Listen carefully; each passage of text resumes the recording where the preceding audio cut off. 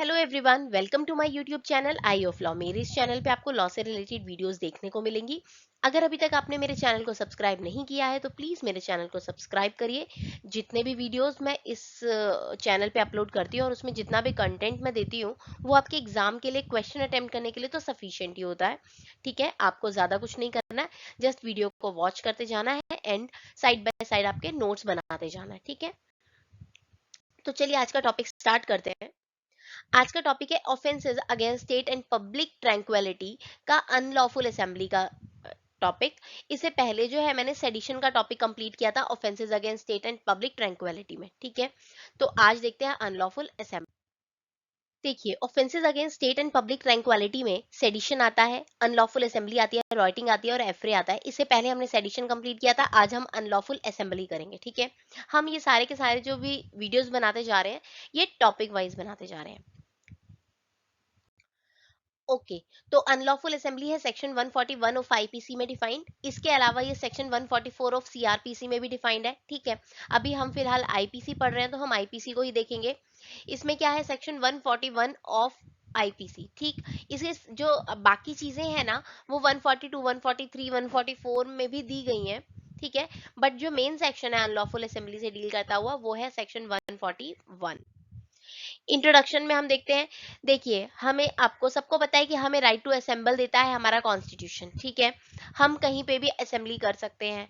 ठीक, लेकिन वो जो असेंबली है ना वो लॉफुल होनी चाहिए, उसका जो एजेंडा है ना वो लॉफुल होना चाहिए। ठीक है, article 19 1 B of the constitution of India 1949 lay down that all citizens have right to assemble peacefully and without arms। देखो, पीसफुली असेंबल हो सकते हो, विदाउट आर्म्स असेंबल हो सकते हो, हथियार लेके असेंबल नहीं हो सकते हो। That means citizen of India has been given freedom to assemble and organize a public gathering or even procession on their own will। ठीक है, वो अपनी इच्छा से ये सब काम कर सकते हैं, but this right to assemble is subject to reasonable restriction by the state in the interest of sovereignty and integrity of India or public order under clause 3 of article 19 of constitution of India। मगर इसके अंदर कुछ restrictions हैं जो article 19 के clause 3 के अंदर given है। ठीक है, does an appropriate authority can prohibit holding up of public meeting in a case where they are of the option that doing so is necessary for maintaining public peace and tranquility। इसके लिए क्या है, अलग अलग authorities assign की गई हैं जो किसी भी बंदों को ये कह सकते हैं कि भैया आप ये काम नहीं कर सकते हो, इसके लिए आप मतलब उनको रिस्ट्रिक्ट कर सकती है। ठीक है, आप ऐसी वाली गैदरिंग नहीं कर सकते, इसके लिए अथॉरिटी जो है वो आपको रिस्ट्रिक्ट कर सकती है। ठीक, जब उस अथॉरिटी को ये लगेगा कि ये जो असेंबली हो रही है इसका एजेंडा जो है पब्लिक पीस और ट्रैंक्विलिटी को हर्ट करना है। अब सबसे पहले देख लेते हैं सेक्शन 141 ऑफ आईपीसी क्या कहता है। वो कहता है अनलॉफुल असेंबली, एक असेंबली जो 5 या 5 से ज्यादा बंदे बनाते हैं वो अनलॉफुल असेंबली कहलाती है अगर उनके जो एजेंडाज हैं, जो उनका पर्पस है, वो उस असेंबली को कंपोज करने का फॉलोइंग है। क्या, to overawe government by criminal force, to resist the execution of law और legal process, to commit an offence, forcible possession and disposition of any property, to compel any person to do illegal acts। ठीक है, ये 5 है जो ऐसे कैसे ही आपको barrack में दिए गए आईपीसी के। इनकी अंडरस्टैंडिंग जो इजी करने के लिए मैंने लिखा हुआ नीचे क्या, कि यूज फोर्स करता है अगेंस्ट सेंट्रल गवर्नमेंट, पार्लियामेंट और लेजिस्लेचर। ठीक है, इनके खिलाफ फोर्स को यूज करना, एग्जीक्यूट कराना लॉ को, मतलब जो एग्जीक्यूट होने से रोकना, लॉ को एग्जीक्यूट होने से रोकना, या पब्लिक सर्वेंट को उसकी ड्यूटी करने से रोकना, कोई इलीगल एक्ट करना, कैसे कि सोशल या फिर सोसाइटी का या पब्लिक या प्राइवेट प्रॉपर्टी को तोड़फोड़ मचाना, ट्रेसपास कर देना या किसी को रिमूव कर देना उसके पोजेशन से, और किसी एक ऐसे बंदे को फोर्स करना वो काम करने के लिए जिसको करने के लिए वो लीगली बाउंड नहीं है। भाई लॉ ने उसको नहीं कह रहा कि ये तेरी ड्यूटी है तुझे करना है, बट उसको फोर्स करना। ये सब क्या है, सेक्शन आई 141 ऑफ आईपीसी आपको बताता है। ठीक है, देखो सेक्शन 142 अब क्या कहता है, वो अब 141 में हमने पढ़ लिया अनलॉफुल असेंबली क्या होती है। 142 कहता है who are liable to be penalised for being a part of an unlawful assembly. ठीक है, कौन पेनलाइज होगा अनलॉफुल असेंबली का पार्ट होने के लिए. Being a member of an unlawful assembly will be liable for the act done by the unlawful assembly. You have nothing to do, तुमको कुछ नहीं करना, बस तुम उस अनलॉफुल असेंबली का पार्ट बन जाओ. तो फिर जो भी काम, जो भी क्रिमिनल ऑफेंस उस अनलॉफुल असेंबली ने किए हैं, तुम उसके लिए भी लायबल हो जाओगे. ठीक है. मेंबर क्या होता है? Whoever being aware of the fact that makes any assembly an unlawful assembly, intentionally join that assembly or continues in it, it's said to be the member of that unlawful assembly. अब उसने कहा being a member. अब member क्या होता है भाई? मेरे को ये पता है कि ये assembly जो है unlawful काम करती है, इसके इंटेंशंस के बारे में मुझे सब पता है, लेकिन फिर भी मैं इस अनलॉफुल असेंबली को ज्वाइन करती हूँ और फिर उसका मेंबर भी बने रहती हूँ. तो मैं उसका मतलब मैं उसके अंदर ही उसको ज्वाइन किए रहती हूँ, तो मैं उसका मेंबर बन जाती हूँ. ठीक है. Section 142 states to become a member of an unlawful assembly there should be a presence of knowledge and intention on the part of the person joining such assembly.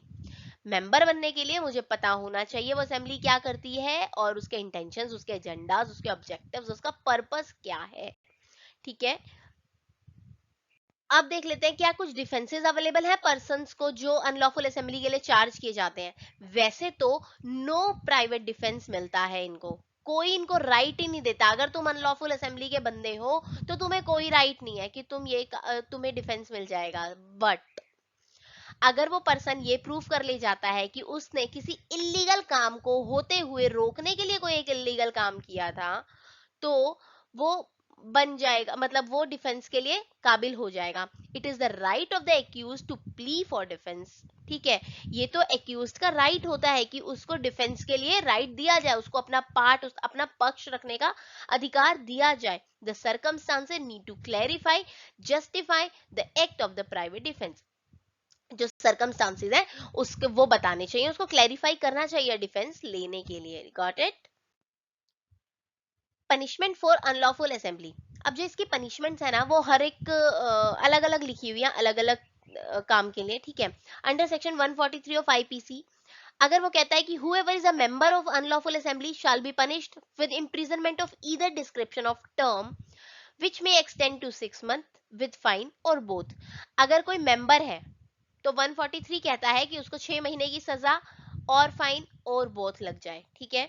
144 कहता है whoever joins unlawful assembly armed with a deadly weapon which is likely to cause death shall be punished with the imprisonment of 2 years or fine or both. अगर कोई unlawful assembly को join करता है और जो है वो अनलॉफुल असेंबली जो है आर्म्ड के साथ रहती है, डेडली वेपन्स के साथ रहती है, दैट मे कॉज डेथ, तो उसको 2 साल की इम्प्रिजनमेंट, फाइन और बोथ मिल सकता है.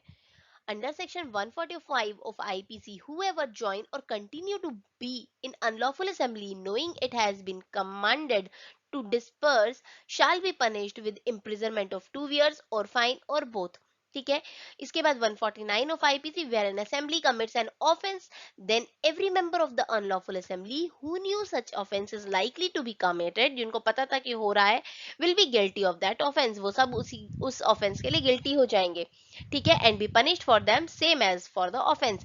देखो अगर कोई ऑफेंस ही क्रिएट हो जाता है उस अनलॉफुल असेंबली से और जितने भी मेंबर्स उस अनलॉफुल असेंबली के हैं उनको पता हो रहा है कि ये सब ऑफेंस होने वाला है या ऑफेंस कमिट हो चुका है, ठीक है, तो जो ऑफेंस कमिट हुआ है ना उस ऑफेंस की जो सजा होगी वही सजा उस अनलॉफुल असेंबली के ईच एंड एवरी मेंबर को प्रिस्क्राइब कर दी जाएगी. ठीक है. इसके बाद हम कंक्लूजन देख लेते हैं. देखिए कंक्लूजन में मैंने हमेशा बताया है कुछ भी ज्यादा लिखने की जरूरत नहीं है, जितना पता है उस टॉपिक के बारे में उसी को समराइज करके कंक्लूजन में डाल दो. Unlawful assembly is the serious offence in the violation of article 19. मैंने बताया आर्टिकल 19 का वायलेशन है. Knowingly being a part of an unlawful assembly's object would make a person equally liable for the punishment irrespective of his role in the assembly. सिर्फ ये जानते हुए कि ये अनलॉफुल असेंबली है, इसके ऑब्जेक्ट जो इसका एजेंडा वो गलत है, फिर भी उस असेंबली का पार्ट बने रहना बंदों को इक्वली लाइबल बना देता है जैसे कि वो ऑफेंस उन्होंने खुद ही किया था. इसी के साथ हमारा ये टॉपिक आज का खत्म होता है. मिलते हैं नेक्स्ट टॉपिक पे.